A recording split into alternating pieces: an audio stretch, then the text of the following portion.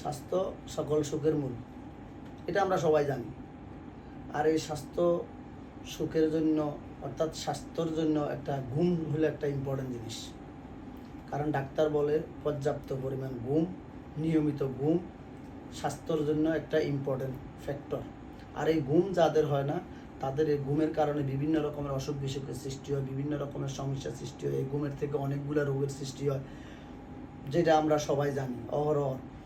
এরপরেও এই যখন মানুষের ঘুম আসে না তখন মানুষ এই ঘুমের জন্য যায় ডাক্তারের কাছে, ওষুধের জন্য যায়।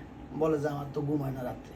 হয়তো কারো টাকার চিন্তা, কারো ব্যবসার চিন্তা, কারো পারিবারিক চিন্তা, কারো বিভিন্ন ব্যবসা বাণিজ্যের চিন্তা, কারো ছেলে মেয়ের চিন্তা, মানে অর্থাৎ তার ঘুম। এরপরেও বর্তমান যুগে আরেকটা জিনিস যেটা হলো সেটা হলো যেটা যে এখন যে একটা মোবাইল শরীফ বাইরেছে, মোবাইল, এই মোবাইল নিয়ে মানুষ তো এখন ছেলে বুড়ো বয়স্ক সব ধরনের বয়সের লোকের হাতে এখন মোবাইলটা একটা ইম্পর্টেন্ট ফ্যাক্টর। হয় ফেসবুক নাহলে ইউটিউব, এগুলো নিয়ে মানুষ কন্টিনিউ রাতকে রাত 1 ঘন্টা আধা ঘন্টা দেখতে যাইয়া কিন্তু অনেক সময় পুরো রাত্র ফজরের নামাজ পর্যন্ত সময় কাটাই দেয় যে ফেসবুকে অথবা ইউটিউবে। এখন এই ইউটিউব ফেসবুকে থাকে তখন তার কিন্তু রাত্রের ঘুম শেষ। আর ঘুমের কারণেই মূলত তার শরীরে অসুখ বাঁধে। আর এই অসুখের কারণে পরের দিন এই ঘুমের কারণে কি হয়, আরেকটা জিনিস, তার কর্ম আর সেই স্পিরিট থাকে না পরের দিন। অর্থাৎ সে ঘুম থেকে সকালে উঠতে পারে না, যদিও উঠে তারপরে কি দাঁড়ায়, সে তার কর্মে যখন যায় তখন সে তার শরীরটা রুগ্ন অসুস্থ, যে কর্মের যে স্পিরিট দরকার, যে মানসিকতা দরকার, সেই জিনিসটা আর থাকে না। তাইলে এখন তারপরে সে কি করে, এই সমস্যার জন্য সে আবার যায় ডাক্তারের কাছে। তখন ডাক্তার ভিজিট নেয়, ওষুধ দেয়, আপনি এই করেন সেই করেন, এই ওষুধ কেন, ঘুমের ট্যাবলেট দেয়। অনেকের ঘুমের ট্যাবলেট দিলেও কিন্তু ঘুম আর আসে না। তখন সে বলে আমার তো যত পাওয়ার দেখ না, আমার ঘুম আসে না। তাহলে ঘুমের জন্য তাহলে ঘুম আসে না। এখন কিভাবে ঘুম আসে আর ঘুম কিভাবে আসবে, সেই জন্য একটা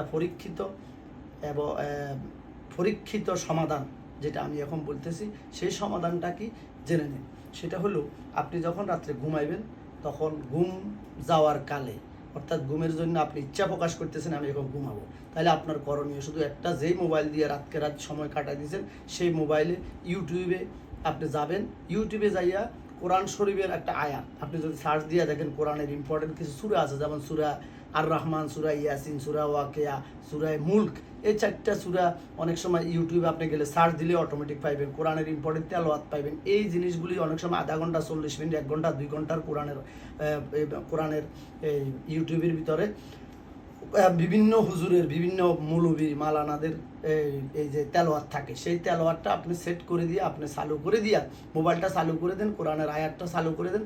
1 ঘন্টা আধা ঘন্টা 40 মিনিটের যে ভিডিওগুলি আছে ইউটিউবে, সেইটা একটা সেট করে আপনি চালু করে দিয়ে আপনার মাথার থেকে দূরে, পায়ের কাছে অথবা কমপক্ষে 1 হাত 2 হাত 3 হাত দূরে আপনি মোবাইলটারে একটা মানে নির্দিষ্ট রিজনেবল একটা সাউন্ডে আপনি চালু করেন। এখন চালু করলে দেখবেন অটোমেটিক 5-10 মিনিটের ভিতরে আপনার ঘুম এসে যাবে। ওই মোবাইলটা গানটা মানে ইয়েটা শুনতে শুনতে, কোরআনের যে আয়াতটা, এটা শুনতে শুনতে দেখবেন আপনি 20 মিনিট 25 মিনিট 17 মিনিটের আপনি কখন যে ঘুমিয়ে গেছে। আর ওই মোবাইলটা অটোমেটিক ওই 40 মিনিট 50 মিনিট পর বাজার পরে অটো সেখানে বন্ধ গেছে, আপনার ঘুম চলে আসে। তাইলে পরীক্ষিত পদ্ধতি হলো, কোনো ইউটিউবের কোনো ডাক্তার লাগবে না, কোনো ঘুমের ওষুধ লাগবে না, শুধুমাত্র একটাই পন্থা, সেটা হলো আপনি কোরআনের যে তেলাওয়াতটা চালু করে দিবেন। চালু করে দিয়ে আপনি মৃদু একটা শব্দে, যতটুকু রিজনেবল সাউন্ডে আপনি চালু করে দিয়ে শুনতে থাকবেন, আর অটোমেটিক আপনার ঘুম হইব।